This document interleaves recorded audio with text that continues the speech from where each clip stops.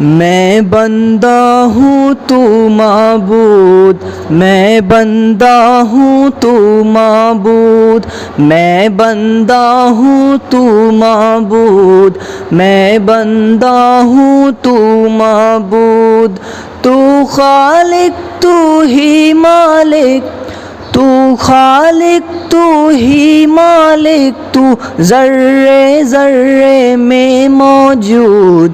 میں بندہ ہوں تو معبود، میں بندہ ہوں تو معبود۔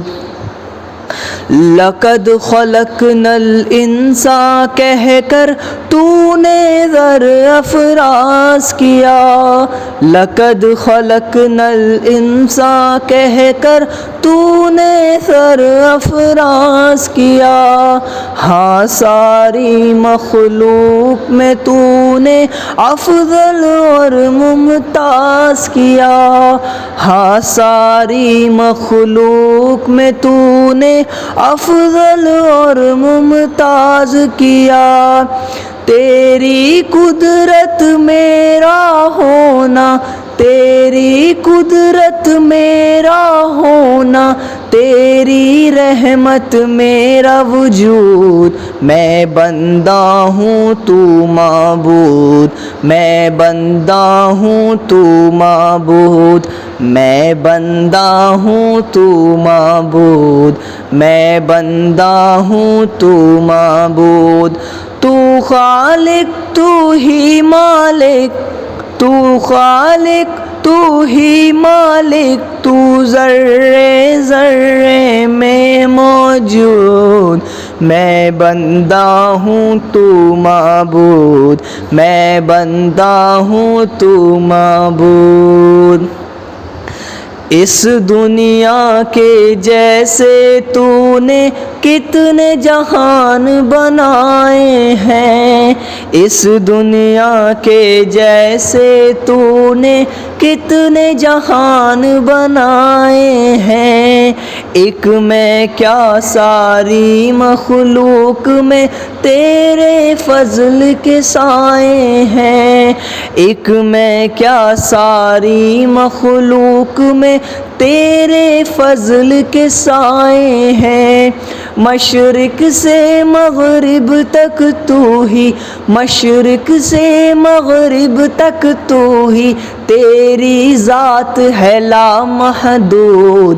میں بندہ ہوں تو معبود، میں بندہ ہوں تو معبود، میں بندہ ہوں تو معبود، میں بندہ ہوں تو معبود۔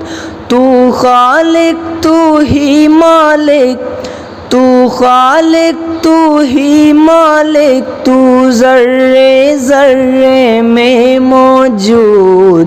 میں بندہ ہوں تو معبود، میں بندہ ہوں تو معبود۔ جن کو تو نے خلق کیا ہے ان میں ہمارا نام بھی ہے، جن کو تو نے خلق کیا ہے ان میں ہمارا نام بھی ہے۔ جباروں کا ہار ہے لیکن بخشش تیرا کام بھی ہے، جباروں کا ہار ہے لیکن بخشش تیرا کام بھی ہے۔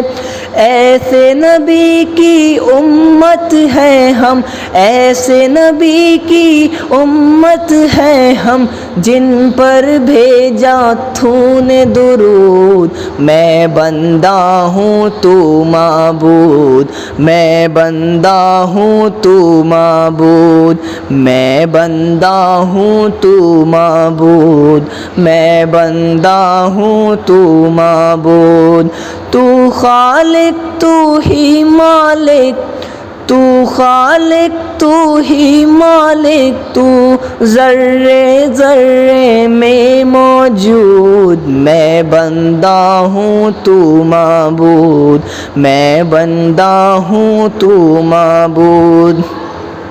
نور برستا ہے مومن پر مسجد کی میناروں سے، نور برستا ہے مومن پر مسجد کی میناروں سے، ڈرتے نہیں ہیں ایمان والے دنیا کی یلغاروں سے، ڈرتے نہیں ہیں ایمان والے دنیا کی یلغاروں سے، ابراہیم ہے ایک ہی کافی، ابراہیم ہے ایک ہی کافی، چاہے لاکھوں ہو نمرود، میں بندہ ہوں تو معبود، میں بندہ ہوں تو معبود، میں بندہ ہوں تو معبود، میں بندہ ہوں تو معبود، تو خالق تو ہی مالک، تو خالق تو ہی مالک، تو ذرے ذرے میں موجود، میں بندہ ہوں تو معبود، میں بندہ ہوں تو معبود، میں بندہ ہوں تو معبود، میں بندہ ہوں تو معبود۔ الحمد لله نحمده ونستعينه ونستغفره ونؤمن به ونتوكل عليه ونعوذ بالله من شرور أنفسنا ومن سيئات أعمالنا، من يهده الله فلا مضل له ومن يضلل فلا هادي له، ونشهد أن لا إله إلا الله وحده لا شريك له، ونشهد أن سيدنا وسندنا ونبينا وحبيبنا وشافعنا ومرشدنا ومولانا محمدا عبده ورسوله، أرسله بالحق بشيرا ونذيرا وداعيا إلى الله بإذنه وسراجا منيرا، وقال الله تبارك وتعالى: قل إن كنتم تحبون الله فاتبعوني يحببكم الله، وقال الله تبارك وتعالى: قل هل يستوي الذين يعلمون والذين لا يعلمون إنما يتذكر أولو الألباب۔ میرے عزیز و دوستو، اللہ رب العزت نے قرآن مجید کے اندر فرمایا: قل ان کنتم تحبون اللہ فاتبعونی، اگر تم حضور پاک صلی اللہ علیہ وسلم کی اتباع کرتے ہو اور تم اللہ سے محبت کا دعویٰ کرتے ہو تو فاتبعونی، حضور صلی اللہ علیہ وسلم کی اتباع کرو۔ اگر ہم ایمان لاتے ہیں لا الہ الا اللہ تو فوراً ہمیں یہ کہنا پڑتا ہے محمد رسول اللہ۔ لا الہ الا اللہ کہہ دینے کے بعد میں موسیٰ کلیم اللہ نہیں کہنا، ابراہیم خلیل اللہ اب نہیں کہنا، اب محمد الرسول اللہ کہنا ہے۔ اس سے پہلے جتنی بھی کتابیں نازل ہوئیں، توریت، زبور، انجیل، یہ سب منسوخ ہو گئیں۔ ہمارا یقین ہے کہ جو کتابیں نازل ہوئی تھیں برحق تھیں، سچی کتاب تھی، لیکن ان کی قوموں نے ان کتابوں کو محفوظ نہ رکھا اور اس کے اندر رد و بدل کر دی۔ جس طرح سے کوئی تکلیف، کوئی پریشانی، کوئی کٹھن چیز آ جاتی ہے تو آدمی کہتا ہے کہ فجر کی نماز میں تھوڑا سا تکلیف ہوتی ہے اٹھنے میں، ظہر میں پڑھ لیا کریں گے ہم فجر کی قضا۔ تو جیسے ہم ہی عمل کر رہے ہیں، ہم سے پہلے قوموں نے کیا اور انہوں نے اپنی آسمانی کتابوں کے اندر رد و بدل کر دی۔ اب آسمانی کتاب کی جو نورانیت اور جو روحانیت تھی وہ ختم ہو گئی، جو آیا اس نے ملاوٹ کر دی، جو آیا اس نے ملاوٹ کر دی، جو آیا اس نے ملاوٹ کر دی، تو اصل کتاب اپنی حالت پر نہیں رہی، نقل بنی رہی۔ تو اللہ نے ان کتابوں کو منسوخ کر کے قرآن مجید کے اندر حکم فرما دیا کہ میں نے ان تمام کتابوں کو منسوخ کیا، جو اس کے اندر تھا وہ سب کی سب قرآن مجید کے اندر نازل فرما دیا۔ جو ان کتابوں میں تھا وہ سارا کی سارا قرآن مجید کے اندر۔ اب آپ کو توریت پڑھنے کی ضرورت نہیں ہے، پہلے تو ملے گی نہیں۔ اگر کوئی آدمی کہتا ہے تو اب توریت پڑھنے کی ضرورت نہیں، قرآن کے اندر ہے، اب زبور پڑھنے کی ضرورت نہیں، قرآن کے اندر ہے، اب انجیل پڑھنے کی ضرورت نہیں، اب قرآن کے اندر ہے۔ سارا کی سارا جو دین تھا وہ قرآن کے اندر ہے، اور قرآن کے اندر اللہ فرما رہا ہے کہ اگر ہم اللہ سے محبت کرتے ہیں، اللہ پر ایمان لاتے ہیں، اللہ کو ایک مانتے ہیں، تو محمد الرسول اللہ صلی اللہ علیہ وسلم، محمد الرسول اللہ صلی اللہ علیہ وسلم کی اتباع کرنا پڑے گی۔ کیسے اللہ کو ایک مانیں، کیسے محمد رسول اللہ کی فرما برداری کریں، کیسے دین پر چلیں، کیسے دین پر عمل کریں، یہ تمام چیزیں ہمیں محمد رسول اللہ صلی اللہ علیہ وسلم کی زندگی سے ملے گی۔ اللہ کے نبی صلی اللہ علیہ وسلم نے صرف ایک مذہب ہمیں نہیں دیا ہے، ہر ایک چیز کا طریقہ ہمیں بتلا دیا گیا، بیماری کا علاج بھی بتلا دیا گیا، بیماریوں سے بچنے کے طریقے بھی بتلا دیے گئے، دنیا کے اندر ترقی کرنے کے طریقے بھی بتلا دیے گئے، دنیا کے اندر جب مسلمانوں پر حالات آئیں گے اس وقت مسلمانوں کو کیا کرنا وہ طریقہ بھی بتلا دیا گیا، ہر ایک چیز کا طریقہ بتلا دیا گیا۔ لیکن افسوس صد افسوس کہ ہم نے اس قرآن کو صرف رسم کی کتاب مانا اور دوسرے لوگوں نے اس کو ہدایت کی کتاب مان کر، عمل کرنے کی کتاب مان کر اس پر عمل شروع کر دیا۔ اللہ کے نبی صلی اللہ علیہ وسلم کی ایک حدیث ہے، سیاتی علی الناس زمان لا یبقى من الایمان الا اسم ولا من القرآن الا رسم۔ صحابہ سے فرما رہے ہیں کہ تم لوگ بیٹھے ہو، تم لوگ قرآن پر عمل کر رہے ہو، تم لوگ اتنی دین کی باتیں پوچھ رہے ہو، قریب ایک ایسا زمانہ آنے والا ہے چند سالوں کے بعد میں، علی الناس زمان لا یبقى من الایمان الا اسم، جو ایمان ہوگا نا وہ صرف ایک نام کا رہ جائے گا، جو ایمان ہوگا وہ نام کا رہ جائے گا، ولا من القرآن الا رسم، اور قرآن جو ہوگا وہ رسمن ہوگا، عملاً نہیں ہوگا۔ ہم قرآن کو رسمن پڑھتے ہیں، عملاً پڑھتے ہیں، ہم رسمن پڑھتے ہیں، پڑھنے والے کو خود پتہ نہیں ہوتا کہ میں الحمد سورہ فاتحہ کے اندر کیا پڑھ رہا ہوں، سورہ اخلاص کے اندر میں کیا پڑھ رہا ہوں، قرآن مجھے کس چیز سے روک رہا ہے اور قرآن مجھے کس چیز کا حکم دے رہا ہے، اس کی ہمیں پرواہ نہیں ہے۔ ہمیں تو صرف رمضان میں قرآن شریف ختم کرنا ہے، کسی کا انتقال ہوگا پھر پڑھ لیں گے، ضرورت ہوگی تو پھر پڑھ لیں گے، کوئی زیادہ ہی دیندار ہے تو، لیکن قرآن پر عمل کرنے کی نیت کسی کی بھی نہیں ہے۔ قرآن نے کہہ دیا وَالدَّمَ وَلَحْمَ الْخِنزِيرِ، خنزیر کا گوشت حرام ہے۔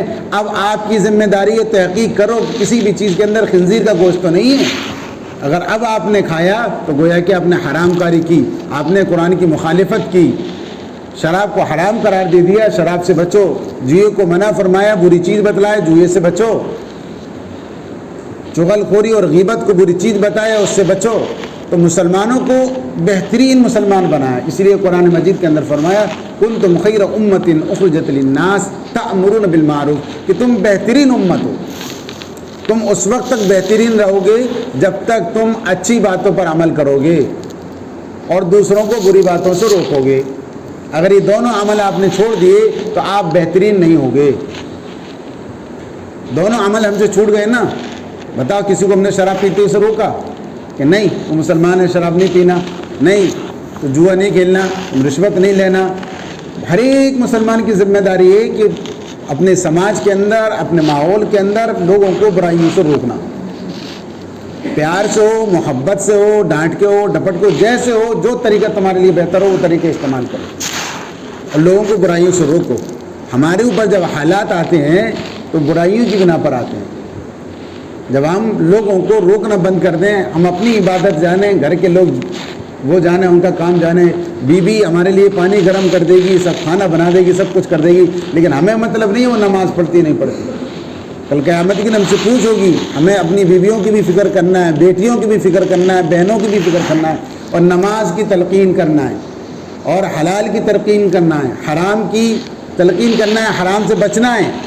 یہ ان کو نصیحتیں کرتے رہو، وصیتیں کرتے رہو، بیٹا تمہاری زندگی کے اندر کبھی بھی حرام لقمہ تمہارے بدن کے اندر نہ چلا جائے۔ یہ چیزیں بتلانے کی ہیں، ہم نے کہنا چھوڑ دیا، ہم نے بتلانا چھوڑ دیا، ہم نے تربیت کرنا چھوڑ دی تو ہماری اولاد کے اندر بگاڑ آ گیا، اور بگاڑ ایسا آیا کہ اللہ اتنا ناراض ہوا کہ اللہ نے لوگوں کو مسجدوں سے دور ہی کر دیا کہ تم میرے گھر مت آؤ۔ حضور پاک صلی اللہ علیہ وسلم جب قیامت کے دن ناراض ہوں گے کیا کہیں گے؟ سوکن سوکن، اس کو میرے سامنے سے ہٹا دو، دور کر دو اس کو، میں اس کی صورت دیکھنا نہیں چاہتا۔ یہی کہیں گے نا کہ میں اس شخص کی میں صورت دیکھنا نہیں چاہتا، ہٹا دو میرے سامنے سے۔ جب ہماری کسی سے زیادہ لڑائی ہو جاتی ہے تو آدمی کیا کہتا ہے اس منوس کی صورت مت دیکھو، الگ ہٹو۔ یہی کہتے ہیں اللہ کے نبی صلی اللہ علیہ وسلم بھی قیامت میں صورت نہیں دیکھیں گے اس شخص کی جس نے اللہ کے نبی صلی اللہ علیہ وسلم کو ناراض کیا ہوگا، قرآن کی مخالفت کی ہوگی، قرآن پر عمل نہیں کیا ہوگا، قرآن کے مطابق زندگی نہیں گزاری ہوگی۔ اللہ رب العزت نے بھی ناراض ہے، وہ بھی اس نے فرما دیا کہ میری مسجدوں سے دور رہو۔ رمضان میں ہی کیوں ہی ترقی کرتا ہے یہ؟ رمضان، ہم سب رمضانی خواہ ہیں نا، رمضان میں زیادہ مسجدیں بھریں گی ہماری، باقی فجر میں تم دیکھ لو اتنا نمازی ہوں گے نہیں ہوں گے، بلکہ اس سے زیادہ بھی ایسے ہوں گے جو گھروں کے اندر ہوں گے۔ اب بتلاؤ، یہاں تو یہ ہے کہ زبردستی مسلمان بنا کر قبر تک پہنچاؤ. بچہ پیدا ہو جائے زبردستی اذان پڑھو، جب بالغ ہو جائے زبردستی اس کا نکاح کراؤ، کلمہ پڑھا کر کے نہیں، ورنہ نکاح کے اندر کلمے کا کوئی رواج نہیں ہے. نکاح کے اندر صرف اتنا ایجاب قبول کرانا ہے کہ فلاں کی لڑکی اتنے مہر کے اندر تمہارے نکاح میں دی جاتی ہے، وہ لڑکا کہتا ہے میں نے قبول کیا، بس نکاح ہو گیا. خطبہ پڑھ دینا سنت ہے، چھوارے بانٹ دینا سنت ہے، ولیمہ کر دینا سنت ہے، مہر کا ادا کرنا واجب ہے، بس اتنی چیزیں تھیں. لیکن اب نکاح پڑھانے سے پہلے کلمہ پڑھایا جا رہا ہے. ہم نے تحقیق کی کیوں پڑھاتے ہیں کلمہ؟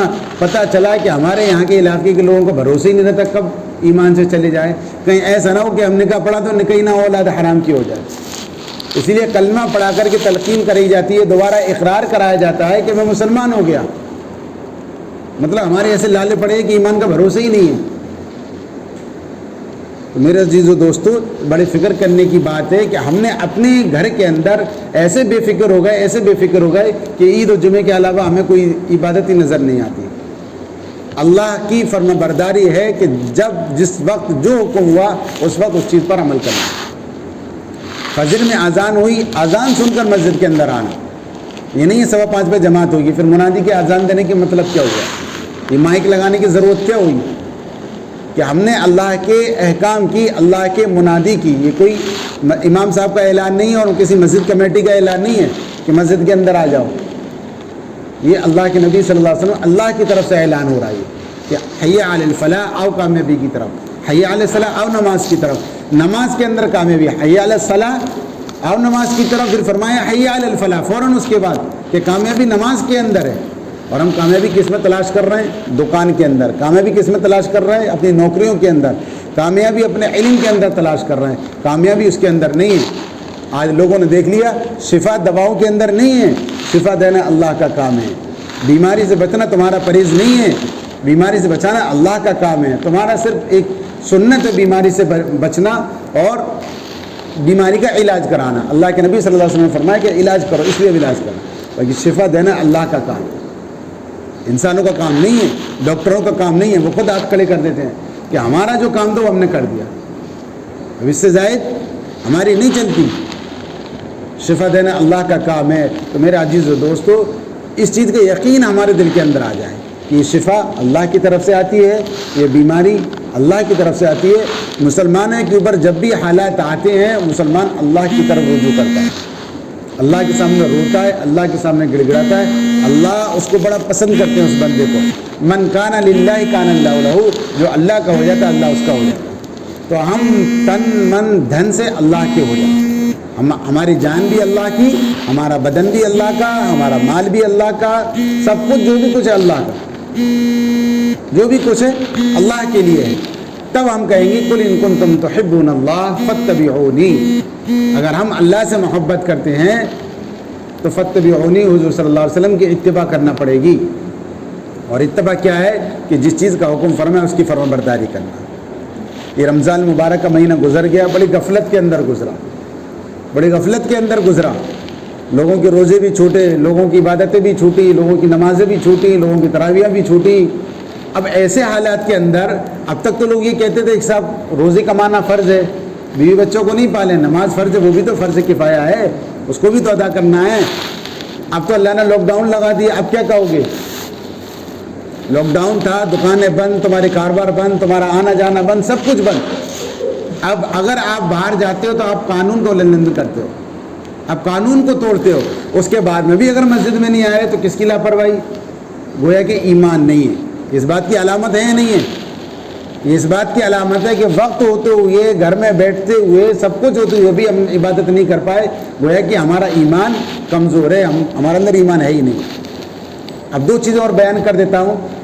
اللہ کے نبی، آج یہ دور کے اندر یہ کہا جا رہا ہے کہ سب جمعے کا دن ہے، بڑا بھاری دن ہوتا ہے جمعے کے دن. عید بھی اسی دن پڑ گئی، جمعہ بھی اسی دن پڑ گیا، یہ بھاری دن ہو گیا. بھاری کیسے ہو گیا؟ یہ مبارک دن ہے. اس دن عید بھی پڑی اور جمعہ بھی پڑا، یہ مبارک دن ہے. اور جمعہ تو یاد رکھو کہ تمام دنوں کا سردار ہے. جمعہ تمام دنوں کو، جتنے بھی دن ہیں جمعے کے اندر، وہ سب کا سردار ہے. اب مبارک دن کے اندر عبادت ہم زیادہ کریں تو ثواب کم ملے گا یا زیادہ ملے گا؟ زیادہ ملے گا۔ جمعے کے دن ایک گھڑی ایسی ہوتی ہے جس میں ہر ایک انسان کی ایک دعا قبول ہوتی ہے، ہر ایک انسان کی ایک دعا قبول ہوتی ہے، لیکن اب دعا کریں گے جبھی تو قبول ہوگی، جب ہم دعا نہیں کریں گے تو کیوں قبول ہوگی ہماری دعا؟ تو ہم نے اپنی مرضی سے اپنے آپ پر تمام پریشانیاں لازم کر لی اور دین کو مشکل بنا دیا۔ حالانکہ الدین یسر، دین آسان تھا، لا صعب، مشکل نہیں ہے، بڑا آسان سا مذہب ہے، تمہارے لیے سہولتیں پیدا کی ہیں۔ اگر ایک آدمی بیمار ہو جائے، غسل نہیں کر پائے، وضو نہیں کر پائے، تو وہ پوچھتا ہے کہ میں کیا کروں، نماز کیسے پڑھوں، کہ میری نماز معاف ہے؟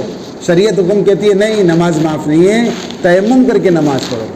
وہ کہتا ہے میں کھڑا نہیں ہو پا رہا ہے، میرے پیروں میں طاقت نہیں ہے، میرے ہاتھ پیروں میں طاقت نہیں ہے، کیا کروں؟ انہوں نے کہا صاحب بیڈ پہ لیٹے لیٹے اپنے اشارے سے نماز پڑھو۔ وہ کہہ رہا ہے کہ میرا آکسیجن لگا ہوا ہے، میں کچھ نہیں کر سکتا، اب میں کیا کروں؟ تیمم کر کے آکسیجن لگائے، وینٹیلیٹر پہ ہی نماز پڑھے۔ جب تک دماغ ہے، عقل ہے، ہوش ہے، اس وقت تک نماز فرض ہے۔ جب آپ کی عقل کھو گئی، آپ کا ہوش چلا گیا، اب آپ پر نماز فرض نہیں۔ اسی لیے نماز کے شرائط میں سے ہے عاقل اور بالغ، ایک عقل مند ہونا اور دوسرے بالغ ہونا، اس پر نماز فرض ہے۔ اور دین کا ہر ایک چیز عاقل اور بالغ پر فرض ہے، روزے بھی فرض ہے، نماز بھی فرض ہے۔ تو ہم اس کی پابندی کریں کہ ہم جتنے بھی احکامات اللہ کے ہیں ان پر ہم پابندی کے ساتھ فرض سمجھ کر عمل کریں گے، لاپرواہی کے ساتھ نہیں، لاپرواہی کے ساتھ نہیں، بلکہ پابندی کے ساتھ عمل کریں گے۔ جہاں بھی ہوں گے وہ ہم نماز پڑھیں گے، اللہ کا حکم ہے۔ جہاں ہوں گے وہ حرام سے رکیں گے، اللہ کا حکم ہے۔ جہاں ہوں گے وہاں زنا سے رکیں گے، اللہ کا حکم ہے۔ جہاں ہوں گے وہاں شراب خوری سے رکیں گے، کیونکہ اللہ کا حکم ہے۔ ہمیں زنا سے رکنا ہے، شراب خوری سے رکنا ہے، حرام کاری سے رکنا ہے، تمام گناہوں سے ہمیں رکنا ہے، کیونکہ اللہ کا حکم ہے۔ اللہ نے ہمیں حکم فرمایا کہ جب تم بازار میں جاؤ تو اپنی نگاہوں کو نیچے رکھا کرو۔ تم غیر مسلم عورتوں سے نہیں کہیں گے، وہ تمہاری فلمی انڈسٹری کی ہیرونی سے نہیں کہہ رہے کہ تم اپنی نگاہوں کو نیچے رکھو، مسلمان سے کہہ رہے ہیں تم اپنی نگاہوں کو نیچے رکھو۔ اور مومن عورتوں سے کہہ رہے ہیں، مومن عورتوں سے کہہ رہے ہیں کہ تم مسلمان مردوں کے سامنے اپنی نگاہ نیچے رکھا کرو، ان سے نگاہ مت ملایا کرو، ان کے سامنے پردہ کیا کرو۔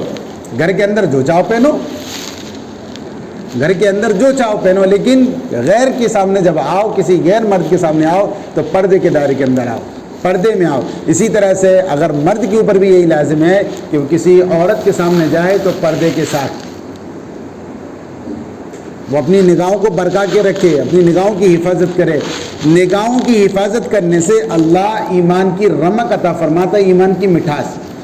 پھر تمہیں کلمہ پڑھنے میں مزہ آئے گا، پھر تمہیں قرآن پڑھنے میں مزہ آئے گا، پھر تمہیں ذکر کرنے میں مزہ آئے گا، تمام چیزوں میں تمہیں مزہ آئے گا۔ اور جب تک گناہ کرو گی، جب تک تمہیں مزہ نہیں آئے گا، تمہیں ایسا لگے کہ مسجد سے کم نکل کر باہر چلا جاؤں گا۔ اللہ کے نبی صلی اللہ علیہ وسلم نے مثال فرمائی مومن کی اور منافق کی۔ منافق اسے کہتے ہیں جو صرف نام کا مسلمان ہو، مسلمان نہیں، صرف نام کا۔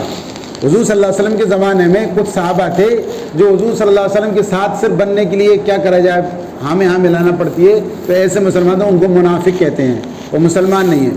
ایک مسلمان وہ تھے جو سچے دل سے، جان سے، مال سے، تن سے، من سے، دھن سے ایمان لائے تھے۔